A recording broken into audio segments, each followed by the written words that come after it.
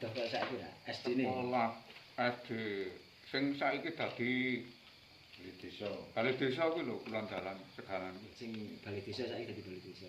Biyen SD 1 ngono kuwi. Heeh. Nek barengane sapa SD SR. SR. Sekolah ya. sekolah Sekolah rakyat. rakyat. Saiki diadakan menang lho karo Pak Prabowo SR iki. Oh ngono. Ngerti-ngerti ya.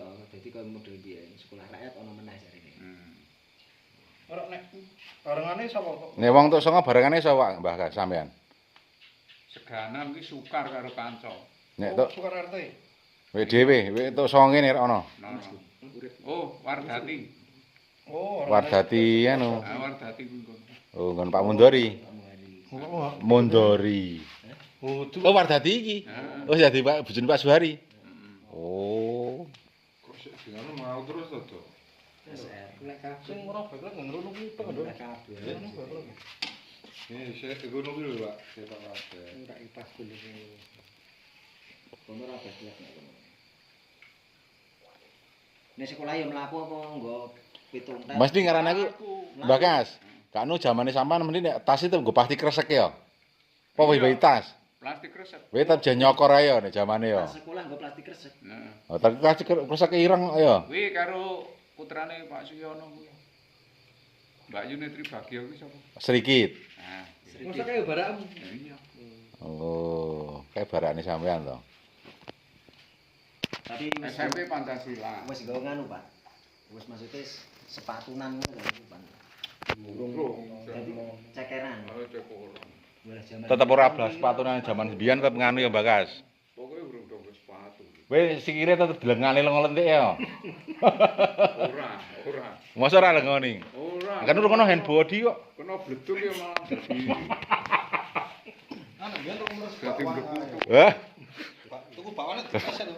Kuwi zamane dhewe nek zamane sik Mbah Kas kuwi kan paling ya. Ah jaman SD iki barangku bareng dadi. nek jajan, Posak.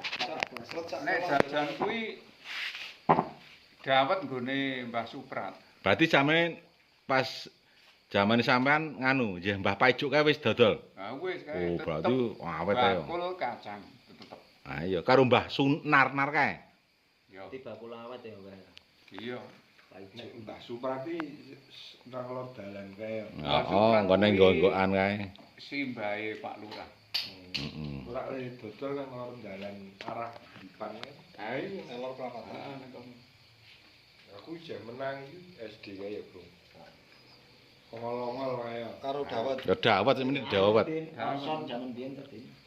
Nek ora nek Mbah Suprati Karo ongol-ongol. ngae alen-alen. Malah sing Nek ngaji Ini potel apa alen-alen ini apa? Ya potil. Potel direntengi. Kuwi wong jenis ora tak critakake ya, Bro. Apa? Kayak dhisik kae. Kuncung itu ini ya.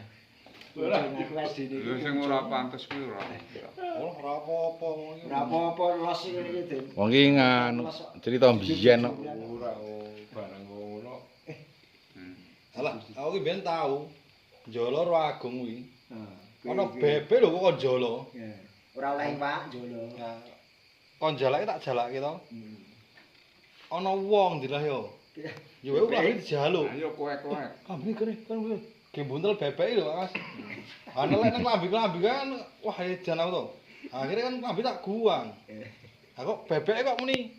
Bebeke mati dong, nyok tak wae 2000 ngono. Jebule didol ro bedese ki ro piki, Pak. Kere ae. Nek jaman kuwi sok muncul ana memedi. Anu mendo-mendo. Ora memedi kuwi glundung pringis. Oh. Dadi ngono lho. Ayo iso kaya kambil tiba kae. Tapi memang ono tenan kok. Ya Ono ono tenan kuwi. Pokoke wektu Biyen jaman Wis saiki kok legenda apa cerita kuwi kok serana ya? ora ono. Tukiman tau menangi. Saplokno listrik iki kok. Ah, bener. Tukiman iki nang Mendolo. Mungkin terus nyingkir nang nggon Sing gelap-gelap. nggon Nang Mendolo iki muni ana kambil tiba kuwi. Kae peteng wakan. Bahasan dijunjung, kambile iki guyu lho. Kambile. Heeh, njero teman diguat. Nek kene jenenge apa, Mbah? Lundung pringis kan Lundung pringis. Padha karo klaten. Kuwi gundul pringis, gundul pringis. Kadang ya kuwi nemu babon sak anake ning dalan putih Oh. ditangkep, dilebokke kandang ya malah. Anu gundul pecingis Ah, iki. iya kayak isih. Ije ono kono kae. Isih. Nanti sing jalan ngerti, Pak. Kaline to. Ayo jaman wingi kuwi nek kali nggonku sing kulon nek ae. Musim kulon. Rikala dhisik sampean ngejak wong Magelang. Kayak aku njupuk banyu. Ya karo Yo, dodo kan. kan. kono. Anu Pak Sing sapa kan? dhuwur wae sing. Pak Ipung. Pak Ipung. Kayak kan rewisata religi. Sing ngendi ta, Pak? Tapi riwayate kan kono kuwi gendruwo. Ya kan to. Dadi gendruwo. Kali gede kali gede to, Pak Kas. Ning alhamdulillah saiki wis ora ono. Oh, samploke tak tangani ki, Pak Kas. Oh. Ditangani karo dodo kok dodo kan kok gak apa siwur. Tapu karo dodo ya tangani tapu. Adus sebenarnya. Oh. Ya asline aku minta tak jawab to ngene. Wong barang ngene jan nggon misak tumil dadi